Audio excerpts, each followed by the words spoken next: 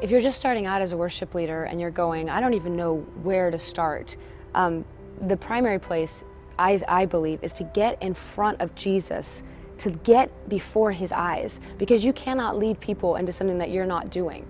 If you're leading worship, you're leading them to look at a real person who's actually looking back. I mean, worship is the most authentic reality of anything in life. There's a real God who's really leaning over the balcony of heaven, looking attentive to you.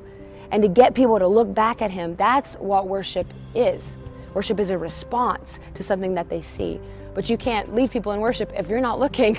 So the number one place to start as a worship leader is by looking at Jesus. And I'm talking about literally in your mind's eye, going there in the eye of your imagination, beholding him, looking at him, talking to him, straight to him as though you were the only person in the world and he was the only person in the room. You're talking directly to him. And then from that place, you learn to lead people into that locked gaze. You learn to lead people into that same eye-to-eye confrontation, so to speak, with God, because that is what's happening during worship. It is a face-to-face to a certain measure. It is an eye-to-eye. It is actually humans looking at God. But again, you can't lead people where you're not going. So that's primary. You've got to cultivate that locked gaze.